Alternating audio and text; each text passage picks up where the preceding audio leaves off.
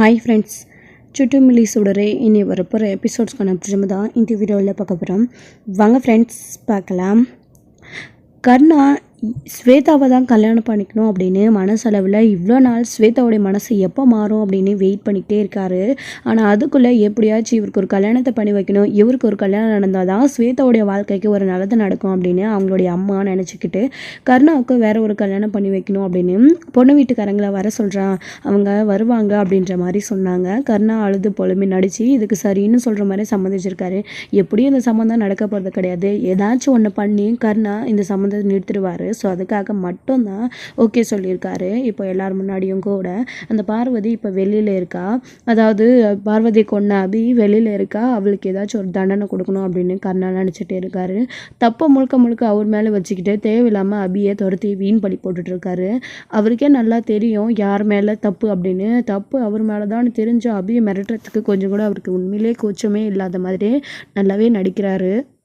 இன்னொரு சைடு இங்கே சண்முகம் பார்க்கில் விளையாடிட்டு இருக்கிற குழந்தைங்கள கூட்டிகிட்டு போகலான்னு வராரு. டாடி நீங்களா மாமா அப்படின்னு சொல்லிட்டு பிள்ளைங்க எல்லாரும் பார்க்குறாங்க. சரி வாங்க வீட்டுக்கு போகலாம் அப்படின்றாங்க. அத்தா எங்கே போனாங்களாப்பா, அம்மா வெளியில் போனாங்க வரேன்னு சொல்லிட்டு போனாங்களே அப்படின்னவும் அபிதான் எனக்கு ஃபோன் பண்ணா, உங்களை கூட்டிகிட்டு வர சொன்னா, நீங்கள் கிளம்பி வாங்க நம்ம வீட்டுக்கு போகலாம், நான் உங்களை கூட்டிகிட்டு போகிறேன் அப்படின்றாங்க. சரின்னு சொல்லிட்டு பிள்ளைங்க எல்லாரும் இவங்க கூட போகிறாங்க. அக்கா நான் இவங்களை கூட்டிகிட்டு போகிறேன், அபி ஃபோன் பண்ணி சொல்லிட்டா அப்படின்னு சொல்லிட்டு, ஸோ அவருடைய அப்பா தானே அப்படின்னு சொல்லிட்டு அவர் கூட்டிகிட்டு கிளம்புறாரு. அபி பார்க்குக்கு வந்தால் எங்கே தன்னை ஃபாலோ பண்ணிட்டு அவள் எங்கே போகிறாளோ அப்படின்னு சொல்லிட்டு கண்டுபிடிச்சிருவானோ அந்த கர்ணா. ஸோ பிள்ளைங்க இருக்கிற விஷயம் கர்ணாவுக்கு தெரிஞ்சக்கூடாது அப்படின்றதுக்காக அபி பார்த்திங்க அப்படின்னா மறைச்சி ஸோ அவரோட அண்ணனுக்கு கால் பண்ணி பிள்ளைங்களை கூட்டிகிட்டு போக சொல்லி கர்ணாவோட டைவர்ட் பண்ணுறதுக்காக அவர் அப்படியே நேராக இங்கே ஒரு ஹாஸ்டலுக்கு போகிற மாதிரி அபி ட்ராமா பண்ணி கேட் கிட்டே போன பின்னாடி அவள் உண்மையிலேயே ஹாஸ்டலில் தான் இருக்கா அப்படின்னு சொல்லிட்டு கர்ணா அங்கேருந்து கிளம்பி வீட்டுக்கு போனதுக்கப்புறமா அபி அங்கேருந்து கிளம்பி வீட்டுக்கு வந்துட்டாங்க. இங்கே வீட்டுக்கு வந்ததுக்கப்புறமா சுடர் அபி மேலே கோவமாக இருக்காங்க. இன்றைக்கி கேப்டனை பார்க்க நீ வரவே இல்லை, இத்தனை நாள் கேப்டன் தான் தட்டி கழிப்பார், ஆனால் அவர் உன்னை பார்க்க வரும்போது நீ வரல, எனக்கு உங்கள் மேலே ரொம்ப கோவமாக இருக்குது போங்க அப்படின்னு சொல்லிட்டு கோச்சிட்ருக்காங்க. ப்ளீஸ்டா அம்மாவோட நிலைமையை புரிஞ்சுக்கணும்ல சுடர் ப்ளீஸ் அப்படின்னு சொல்லிட்டு கெஞ்சுறாங்க. இல்லை நான் பேச மாட்டேன்னு முறுக்கிட்டு உட்காந்துட்ருக்காங்க. சரி சுடரை ஒரு இடத்துக்கு கூட்டிகிட்டு போனால் அவர் ரொம்ப சந்தோஷப்படுவா, சுடருக்கு பிடிச்ச இடம் அப்படின்றாங்க. எங்கே அப்படின்ற மாதிரி கோவத்தோடைய சுடர் கேட்கவும் அது சர்ப்ரைஸ் அப்படின்னு அபி சொல்கிறாங்க. சரி உனக்கு ஸ்கூலில் காம்படிஷன் இருக்குதுன்னு சொன்னல ட்ராமா போகிறதுக்காக, அம்மா உனக்கு ட்ரெஸ் தைச்சி வச்சுருக்கா, நீ அதை போட்டு இப்போ ட்ரையல் பார்க்குறியா அப்படின்றாங்க. கோவத்தோடு இருக்காங்க. ப்ளீஸ் இல்லை வா கோவத்தெல்லாம் அப்புறம் பார்த்துக்கலாம், உன்னை சர்ப்ரைஸான ஒரு இடத்துக்கு கூட்டிகிட்டு போகிறேன், முதல்ல இந்த ட்ரெஸ்ஸை போடு அப்படின்னு சொல்லிட்டு போடுவோம். அதை போட்டதுக்கப்புறமா ஃபேமிலியே ட்ராமா பார்க்குற மாதிரி எல்லோரும் உட்காந்துட்றாங்க. சுடரும் அவ்வளோ தத்துரூபமாக பண்ணுறாங்க. இதெல்லாம் பார்க்கும்போது உண்மையிலே எல்லாருக்கும் சந்தோஷமாக இருக்குது. சரளா சண்முகம் கூட மெய் மருந்து இந்த விஷயத்த பார்த்துட்ருக்காங்க. சுடரும் ரொம்பவே நல்லா பேசினாங்கன்னு சொல்லிட்டு அபியுமே கட்டி பிடிச்சி ரொம்ப சந்தோஷமாக இருக்காங்க. வாவ் சுடர் சூப்பராக சொன்ன, இப்படியே நீ பார்ட்டிசிபேட் பண்ணினா கண்டிப்பாக நீ தான் ஜெயிப்ப அப்படின்ற மாதிரி தரும்னு சொல்லிட்டு இருக்காங்க. தியா நீ எதுவும் காம்படிஷனில் கலந்துக்கலையா அப்படின்றாங்க. நான் கூட கலந்துருக்கேனேம்மா அப்படின்னு சொல்லிட்டு அதை பற்றியும் உட்காந்து பேசிகிட்டு இருக்காங்க. ஸோ பிள்ளைங்க எல்லாருமே தான் கலந்துட்டு இருந்திருக்காங்க. அவங்களுமே அவங்களுக்கான ட்ரெஸ்ஸை சண்முகம் நாளைக்குள்ள உங்களுக்கு தைச்சி கொடுத்துட்றான் அப்படின்ற மாதிரி சொல்லிட்டு இருக்காரு. ஆனால் நானே பிள்ளைங்களுக்கு தைச்சி கொடுத்துட்றேன் விடுங்கண்ணே, சுடருக்கு தைச்சிட்டு சும்மா தானே இருக்க போகிறேன் அப்படின்னு சொல்லுவோம். அட விடுமா நானே தைச்சிக்கிறேனே, மாற்றி நான் தைக்கிறேன் நீ தைக்கிறேன்னே பேசிகிட்டு இருக்காங்க. இதோட சைடு இருக்க இன்னொரு சைடு இங்கே புலிக்குட்டி கிட்ட வெற்றி புலம்பிகிட்டு இருக்காரு. சுடரோட இன்னைக்கு பார்க்கில் போய் விளையாடினது எனக்கு ரொம்ப ஜாலியாக இருக்குது தெரியுமா, ஆனால் கர்ணா அவசரம்னு சொல்லி ஃபோன் பண்ணி கூப்பிட்டதுனால வந்துட்டேன். கர்ணா அபியை மீட் பண்ணி பேசியிருக்கான், அபியும் கர்ணா கிட்ட திமிரா பேசியிருக்கான், அவனுக்கு டென்ஷன் தலைக்கேறுது. இந்த நிலைமையில் அவங்களுக்கு கல்யாணம் வேறு கர்ணாவுக்கு பண்ணி வைக்கணும்னு சொல்லிட்டு நினச்சிட்டு இருக்காங்க. ஒரே கன்ஃபியூஷனாக இருக்குடா, என்ன பண்ணுதுன்னு தெரியல. இந்த அபி கண்ணில் படாமல் இருந்திருந்தா கூட ஆகும், அப்புறம் அவள் யார், அவள் எங்கே தங்கியிருக்கா, அவள் அண்ணன் குடும்பத்துக்கு ஏதாச்சும் இவளால் பிரச்சனை வந்துட போகுதுன்னு அபி அதாவது வெற்றி பயப்படுறாங்க. என்னடா புதுசாக அக்கறை எல்லாம் அப்படின்றாங்க. அவள் பண்ண தப்புக்கு குடும்பம் என்ன பண்ணும், சுடர் என்ன பண்ணுவா, தருண் தியா இவங்க எல்லாம் என்ன பண்ணாங்க, அவங்களுடைய ஒய்ஃப் என்ன பண்ணாங்க, இவளால் தேவையில்லாமல் அவங்களுக்கு எதுக்கு பிரச்சனை, கண்டிப்பாக கர்ணாவுக்கு அபி இங்கே தான் தங்கியிருக்கான், அதுவும் சொந்த அண்ணன் கூட தங்கியிருக்கான்ற விஷயம் தெரிஞ்சிச்சுன்னா கண்டிப்பாக அவங்கள ஏதாச்சும் அவன் பண்ணுவான். பிஞ்சு குழந்தைங்கடா, கர்ணா அபி மேலே இருக்கிற கோவத்தில் பார்வதி அக்கா மேலே இருக்கிற பாசத்தில் என்ன வேணாலும் பண்ணுவான். அதுதான் அவளுக்கு போதுன்ற அளவுக்கு தண்டனையை கொடுக்குறாள்ல. திரும்பவும் அவள் பரோல் முடிஞ்சு ஜெயிலுக்கு ஜெயிலுக்கு போகிற மாதிரி ஜெயிலில் போய் அவள் கஷ்டப்படுற மாதிரி நடந்தால் போதாதா, பண்ண தப்புக்கான தண்டனை அவள் அனுபவிச்சா போதாதா, எதுக்கு குடும்பம் சேர்ந்து அனுபவிக்கணும் அப்படின்ற மாதிரி நம்ம வெற்றி நினைக்கிறாங்க. இது ஏன் அப்படின்னா சுடருக்காக மட்டும்தான். சுடர் ரொம்ப நல்ல பொண்ணு இருக்கா, வெற்றினால சுடர் அதாவது கர்ணாவால் பாதிக்கப்படக்கூடாதுன்னு நினைக்கிறாங்க வெற்றி வந்துட்டு. ஸோ அதனால மட்டும்தான் இப்போது நாளைக்கு எப்படியாச்சும் அவளை பார்க்கணும், அவளை பார்த்து அவகிட்ட இந்த விஷயத்தை பற்றி பேசணும்னு நினைக்கிறாங்க. அப்போது கொஞ்ச நேரத்தில் என்ன பண்ணுறாங்க அப்படின்னா, ஸோ இங்கே அபி வந்து நான் பிள்ளைங்களுக்கு ட்ராமாவுக்கு ட்ரெஸ் தைக்கணும்னு சொன்னாங்க இல்லையா, அதுக்கு தேவையான பொருள் வாங்கணும்னு சொல்லிட்டு வழக்கம் போல் கடைக்கு வராங்க. வெற்றி அப்போ தான் அபி இருக்கிற இடத்த ஃபாலோ பண்ணிகிட்டே வரவும் அபி வந்து வெற்றியையும் பார்த்துடுறாங்க. உனக்கு வேறு வேலையே இல்லையா, உனக்கும் அந்த கர்ணாவுக்கும் எப்போ பார்த்தாலும் என்னை ஃபாலோ பண்ணிட்டு இருக்கிறது தான் உங்களுக்கு வேலையாவா, அன்றைக்கே உங்ககிட்ட சொன்னேன்ல, ஏன் இப்படி என்னை டார்ச்சர் பண்ணுறீங்க, நிம்மதியாகவே இருக்க விட மாட்டீங்களா அப்படின்னாலாம் அபி கேட்கவும், இங்கே பார் உன்கிட்ட ஒரு நிமிஷம் பேசணும், அதுக்கு தான் உன்னை தேடி வந்தேன், நான் ஒன்றும் உன்னை ஃபாலோ பண்ணி வரல, உன்கிட்ட என்ன இருக்குது உன்னை ஃபாலோ பண்ணிட்டு வர்றதுக்கு அப்படின்ற மாதிரி சொல்கிறாரு. ஏன்னா என்கிட்ட பேச வேண்டியது என்ன இருக்குது, அதான் உன் கர்ணா நேற்று பேச வேண்டியதெல்லாம் பேசிட்டு வந்திருப்பான்ல, எப்படி விஷயத்த சொல்லியிருப்பான்ல, வேறு என்ன வேணும் அப்படின்ற மாதிரி எல்லாம் பேசுகிறாங்க. இங்கே பார், கோவப்படாத, ஒரு நிமிஷம் நான் சொல்கிறத கேளு, உன்னை பற்றின கவலை எனக்கு எதுக்கு, நான் உங்கள் வீட்டில் இருக்கிற குழந்தைங்களோட நல்லதுக்காக சொல்ல வந்திருக்கேன். முக்கியமாக உன் அண்ணன் குடும்பத்துக்கு ஆபத்து வந்துடக்கூடாதுன்றதுக்காக பேச வந்திருக்கேன். நீ பண்ண தப்புக்காக உன் குடும்பத்தில் இருக்கவங்க எதுக்கு தண்டனை அனுபவிக்கணும்னா, இது வரைக்கும் உன் குடும்பத்தை பற்றி நான் வந்து கர்ணா கிட்டே எதுவுமே சொல்லலை. ஆனால் கர்ணா நேற்று உன்னை பார்த்ததுலேருந்து ரொம்ப கோபமாக இருக்கான், உனக்கு பின்னாடி யார் இருக்காங்கன்னு கண்டுபிடிச்சே தீருவேன்னு ரொம்ப உறுதியாக இருக்கான். நீ அவன் கண்ணில் பட்ட எங்கேயாச்சும் மறைஞ்சு ஓடி ஒளிய வேண்டியது தானே அப்படின்றாங்க. தப்பு பண்ணாத, நான் எதுக்கு ஓடி ஒளியணும், தப்பு பண்ணாத நான் தைரியமாக எதிர்த்து நிற்கிறேன், நான் என்ன தப்பாக பண்ணிகிட்ருக்கிறேன் ஓடி ஒளியறதுக்கு, அந்த அவசியம் எனக்கு இல்லைன்ற மாதிரி பேசுகிறாங்க. இங்கே பார், உன் குடும்பம் நல்லதுக்காக நீ இதை செஞ்சு தானே ஆகணும், உனக்கு அடைகளும் கொடுத்துக்கிட்டே நீ இப்போ அண்ணன் வீட்டில் தான் இருக்கின்ற விஷயம் தெரிஞ்சால் கர்ணம் உன் அண்ணன் குடும்பத்தை என்ன வேணாலும் பண்ணுவான், உன் அண்ணன் பசங்கள்லாம் என்ன ஆகுறது, எனக்கு உன் அண்ணன் குடும்பத்தை பற்றியும் உன் அண்ணன் பசங்களை பற்றியும் நல்லாவே தெரியும், நான் அவரை பார்த்துக்கிட்டே தானே இருக்கேன், அதனால தான் இந்த விஷயத்தை பற்றி உன்கிட்ட சொல்லணும்னு வந்தேன். தயவு செஞ்சு கர்ணா கண்ணில் படாமல் எக்ஸாமை எழுதி முடிச்சுட்டு பொருள் முடிஞ்சதோ ஜெயிலுக்கு திரும்பவும் போயிடு, உன்னால் அந்த குடும்பம் பாதிக்கப்பட வேண்டாம், பண்ண தப்புக்காக நீ வேணா தண்டனையை அனுபவி அப்படின்ற மாதிரி பேசவும், இதை சொல்ல உனக்கு அசிங்கமாக இல்லை, லவ் பண்ணி கல்யாணம் பண்ணிக்கிட்ட பொண்ணு தப்பு பண்ணலன்னு நம்பலைன்னா கூட பரவாயில்ல, திரும்பவும் ஜெயிலுக்கு போயிடுன்னு சொல்கிற பாரு, உன்கிட்ட பேசவே எனக்கு அருவெறுப்பாக இருக்குது, நான் எந்த தப்பும் பண்ணலைன்னு எத்தனை தடவை சொல்கிறேன், என் மேலே ஒரு துளி கூட நம்பிக்கை இல்லைல்ல, நம்பாத உன்கிட்ட போய் பேசி என்ன ஆக போகுது, நானே அண்ணன் குடும்பத்தோடையும் என்ன பசங்களோடையும் சந்தோஷமாக இருக்கணும்னு நினச்சா அது கூட நடக்க விட மாட்டில்ல, மரியாதையை இங்கேருந்து போயிடுன்னு அபி கோவப்பட்டுட்டு அங்கேருந்து போயிடுறாங்க. அப்போது வெற்றிக்கு வந்துட்டு ஏன் இப்படியெல்லாம் பேசுகிறா, எந்த தப்பும் பண்ணலைன்னு அதையே திரும்ப திரும்ப சொல்கிறாளே அப்படின்னு சொல்லிட்டு வெற்றிக்கும் ஒரே கன்ஃபியூஷனாக இருக்குது. அபி அப்படி பேசுனதுனால வெற்றிக்குமே மனசு ஒரு மாதிரியாக இருக்குது. ஸோ அமைதியாக அவருமே கிளம்பி அங்கேருந்து போயிடுறாங்க.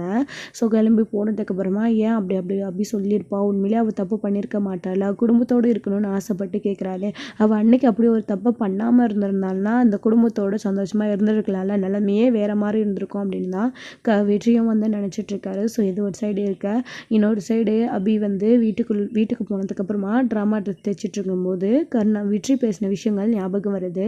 அந்த அளவுக்கு கர்ணா வந்து நம்மளை மிரட்டி வச்சுட்டு போயிருக்கான், நம்ம மேலே பழிய தூக்கி போட்டிருக்கான், இந்த வெற்றி நமக்காக பேச வந்திருக்கானே, உண்மையிலேயே அவன் மனசில் ஓரளவுக்காச்சும் இருக்குல்ல, அவன் நம்ம மேலே பரிதாபப்படலைன்னா கூட பரவாயில்ல, கர்ணா வந்து அண்ணன் குடும்பத்தை ஏதாச்சும் பண்ணிடுவானோ அப்படின்னு அண்ணன் குடும்பத்தில் இருக்கிறவங்களுக்கு யாரும் எதுவும் ஆகிடக்கூடாதுன்னு பேசிட்டு போகிறானு, உண்மையிலே அவனுக்கு நம்ம குடும்பத்து மேலே அதாவது அண்ணன் குடும்பத்து மேலே அவ்வளோ பாசம் இருக்கா, அப்போ எப்பயுமே அவன் காட்டி கொடுக்க மாட்டானே, நாமளும் அவன் சொன்ன மாதிரி முடிஞ்ச அளவுக்கு கர்ணா கண்ணில் படாமல் இருக்கணும், அவன் சொல்கிறது நியாயம் தானே.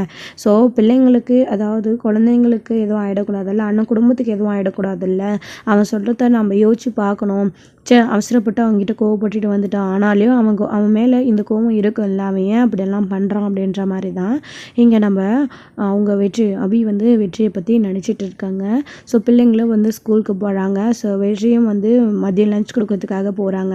அப்போ லஞ்ச் கொடுக்கும்போது ட்ராமாவில் அபி பிள்ளைங்கள் அதாவது சுடர் பிள்ளைங்க எல்லாரும் சேர்ந்து இருக்கிறத பற்றி வெற்றிக்கிட்ட வந்து சொல்லிகிட்டு இருக்காங்க. சொல்லும்போது அவருமே கண்டிப்பாக நீ ஜெயிப்ப சுடர் அப்படின்னு சொல்லிட்டு இருக்காங்க, எல்லாருமே ஜெயிப்பீங்க அப்படின்னு, நான் கூட போட்டியில் கலந்துட்டுருக்கேன் அப்படின்னு மகேஷ் விஷயம் சொல்லிட்டு இருக்காங்க.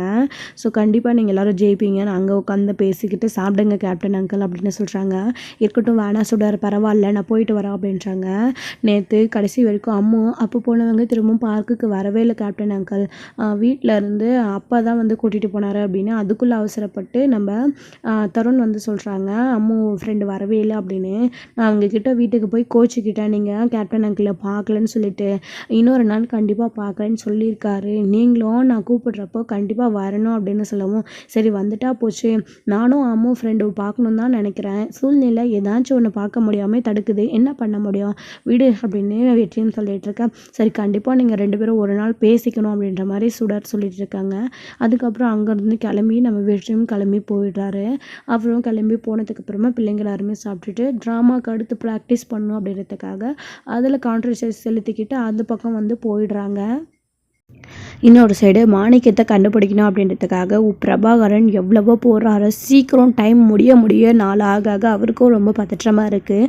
சுடருக்காகவாச்சு அபி ஜெயிலுக்கு போகக்கூடாது, அபி சுடர் கூடவே இருக்கணும், அண்ணன் ஃபேமிலியோடவே இருக்கணும், எவ்வளோ ஒரு சாதாரணமான குடும்பம் ஒன்றா சேர்ந்து இருக்கணும்னு ஆசைப்பட்றாங்க. என்னதான் பிரச்சனைனே அபியோட லைஃப்பில் தெரியலை, அபி எந்த தப்பு பண்ணலைன்னு அவ்வளோ உறுதியாக சொல்கிறாங்க.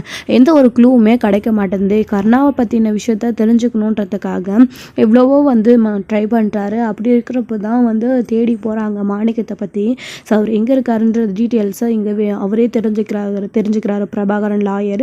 தெரிஞ்சதுக்கப்புறமா அப்படியே கூட்டிகிட்டு எதுக்கு அழியணும் அப்படின்னு நாம்ளே இந்த பற்றி கண்டுபிடிச்சி அவங்ககிட்ட விசாரிக்கணும். அப்படியே கூட்டிகிட்டு போனால் ஏற்கனவே ஒரு நாள் அப்படியே பார்த்தப்போ அவன் தலை தெறிக்க ஓடுனான். நம்மளை பார்த்தா நம்ம யாருன்றது அவனுக்கு தெரியாது, ஒருவேளை அவன் நம்மளை பார்த்தா ஓடாமல் இருப்பான்ல அப்படின்றதுக்காகவோ கூட பிரபாகரன் நினச்சிக்கிட்டு மாணிக்கத்தை தேடி போகிறாங்க. அவர் இருக்கிற அட்ரஸ் வந்து கருணாகிட்ட பணம் வாங்கினதுக்கப்புறமா அவர் ரொம்ப தூரம் போயிருக்காரு. அவரை தேடி போகிறாரு. அங்கே போனதுக்கப்புறமா வந்து மாணிக்கத்தை பார்த்த உடனே மாணிக்கமும் ரொம்ப ஒரு மாதிரி நர்வஸாக ஆரம்பிக்கிறாரு. சார் யார் நீங்கள் அப்படின்னு, உங்கள் பேர் தானே மாணிக்கம் அப்படின்றாங்க. நீங்கள் யார் சார் சொல்லுங்கள் அப்படின்னவும், உங்ககிட்ட கொஞ்சம் பேசணும் அப்படின்றாரு. சார் நீங்கள் யார் முதல்ல சொல்லுங்கள் அப்படின்றாங்க. அப்போ நீங்கள் தான் மாணிக்கம், உங்கள் பேரை சொல்ல மாட்டேறீங்கன்னா நான் யாருன்னு தான் கேட்குறீங்க அப்படின்னவும் முதல்ல தயங்குறாங்க. பயப்படாதீங்க, நீங்கள் தான் மாணிக்கம்ன்றது எனக்கு தெரியும், ஒரு நிமிஷம் உள்ளே நடங்க, உங்ககிட்ட பேசணும்னு பிரபாகரன் உள்ளே போகிறாரு. சார் யார் நீங்கள், எதை பற்றி பேச வந்திருக்கீங்க, உங்கள் பாட்டுக்கு வீட்டுக்குள்ளே வரீங்க அப்படின்னவும், உங்ககிட்ட நிறைய விஷயங்களை பேசி தெளிவுபடுத்திக்கணும் மாணிக்கம், இங்கே உட்காருங்க, அபியை பற்றி தான் பேசணும் அப்படின்னவும் அப்படியே உடனே பயப்படுறாரு. சார் அப்படியே யாரும் எனக்கு தெரியாது, முதல்ல நீங்கள் எங்கேருந்து போங்க அப்படின்னு. பொய் சொல்லாதீங்க மாணிக்கம், அபியை நீங்கள் ஜெயிலில் போய் பார்த்து பேசியிருக்கீங்க, அது மட்டும் இல்லாமல் இப்போ ரீசெண்டாக கருணாவை மிரட்டி கருணா கிட்டேருந்து பணம் வாங்கியிருக்கீங்க அப்படின்னு சொல்லவும் அவர் ரொம்ப பயப்பட ஆரம்பிக்குது. சார் நீங்கள் நினைக்கிற ஆள் நான் கிடையாது, முதல்ல இங்கேருந்து போங்க அப்படின்னு. நான் வந்து வக்கீல் பிரபாகரன்டா அப்படின்னு சொன்ன உடனே அவர் வந்து ரொம்ப அதிர்ச்சி ஆகுறாரு. சார் நான் கண்ணா கிட்டேருந்து பணம்லாம் வாங்கலை சார், அவன் போய் சொல்கிறான் அப்படின்றாங்க. சரி சார் கூல் ஆயிருங்க, நான் இப்போது கண்ணா கிட்டேருந்து நீங்கள் பணம் வாங்குறதுக்காக ஒன்று பிரச்சனையில் மாட்டி விடுவோம், உங்களை அரெஸ்ட் பண்ணுவோம், இந்த மாதிரிலாம் எதுவுமே வரல, அபியோடைய லாயர் நான், அபிக்காக வாதாடிட்டு இருக்கேன் அப்படின்னு சொல்லவும் அவர் ரொம்ப கொஞ்சம் அதிர்ச்சி ஆகுறாரு. இப்போது அதுக்கு ஏன் சார் என்ன விசாரிக்க வந்திருக்கீங்க அப்படின்னு சொல்கிறாங்க. நீங்கள் பாருங்கள் பிரபாகரன், நீங்கள் அதாவது மாணிக்கம், நீங்கள் கொஞ்சம் பயப்படாமல் நான் கேட்குற கேள்விக்கு கோஆப்ரேட் பண்ணுங்கள். மாணிக்கத்துக்கு அதாவது நீங்கள் வந்து எதுக்கு வந்து கருணா கிட்ட மிரட்டி பணம் வாங்கினீங்க? ஸோ நான் கருணாவோட வீட்டுக்குள்ளேயும் வந்து அபியை பற்றின க்ளூ ஏதாச்சும் அபிக்கு சாதகமான க்ளூ ஏதாச்சும் கிடைக்குமா, கருணா பற்றின இன்ஃபர்மேஷன் கிடைக்குமா, எப்படியாச்சும் அபியை வெளியில் கொண்டு வரணும்னு தான் நான் கருணா கிட்டேயும் வந்து பழகிட்டுருக்கேன். ஸோ அவங்களோட கேஸ் விஷயத்தை நான் விசாரிக்கிற மாதிரி, லேண்ட் விஷயத்தை விசாரிக்கிற மாதிரி அவங்களுடைய டீட்டெயில்ஸை நான் கொஞ்சம் கலெக்ட் பண்ணியிருக்கேன். ஆனால் உங்களை பற்றி பேசினாலோ உங்களை கண்டுபிடிக்கிறேன்னு சொன்னாலோ அவன் ரொம்ப பயப்படுறான், அபியை வெளியில் கொண்டு வரணும் அப்படின்னா நீங்கள் என்ன சொல்லி அதாவது கருணாவை மிரட்டினீங்கன்ற டீட்டெயில்ஸ் எனக்கு தெரியணும், அப்படி தெரிஞ்சால் ஓரளவுக்கு அபியை வெளியே கொண்டு வர எனக்கு ஏதாச்சும் க்ளூ கிடைக்கும் அப்படின்னும். சார் அப்படியெல்லாம் எனக்கு எதுவும் தெரியாது, நீங்கள் முதல்ல கிளம்புங்க சார் அப்படின்றாங்க. அப்போ நீங்கள் பணமே வாங்கலைன்னு சொல்கிறீங்களா அப்படின்றாங்க. சார் அது வந்து அப்படின்னும் என்கிட்ட எல்லா எவிடன்ஸும் இருக்குது, இப்போ நான் ஏதாச்சும் நீங்கள் எனக்கு தேவையானதை சொல்லலை அப்படின்னா உங்களை நான் மாட்டி விடுன்னு நினச்சாலோ, இல்லை நீங்கள் எங்கே இருக்கிறீங்கன்ற விஷயத்த நான் கருணா கிட்ட சொன்னாலோ அடுத்து உங்களோட நிலைமை என்னன்றது உங்களுக்கே தெரியும் அப்படின்னும். சார் அப்படி பண்ணிடாதீங்க அப்படின்றாரு. அப்போது நான் கேட்குற கேள்விக்கு பதில் சொல்லுங்கள் அப்படின்றாங்க பிரபாகரன் வந்துட்டு மாணிக்கத்துக்கிட்ட. சொல்லுங்கள் சார் நான் என்ன பண்ணணும் அப்படின்றாங்க. அதான் மாணிக்கம் நீங்கள் என்ன சொல்லி கருணா கிட்ட பணம் வாங்குனீங்க அப்படின்னு கேட்குறாங்க. அது வந்து அப்படின்றாங்க.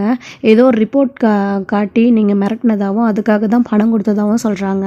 வீட்டில் யாருமே அது பெருசாக நம்பல. ஆனால் கருணா இந்த அளவுக்கு பயப்படுறான்னா அந்த ரிப்போர்ட்டில் என்ன இருக்குது அப்படின்னு சொல்லிட்டு இங்கே கேட்குறாங்க. பிரபாகரன் வந்து அப்போ வந்து சார் வந்து அதில் பார்வதி அவங்க ஒய்ஃப் இறந்துட்டாங்க இல்லைங்களா, அவங்க வந்துட்டு சாகிறதுக்கு முன்னாடி விஷம் குடிச்சு தான் இறந்துருக்காங்க. அவங்க கத்தி குத்து பட்டதனால இறக்கலை.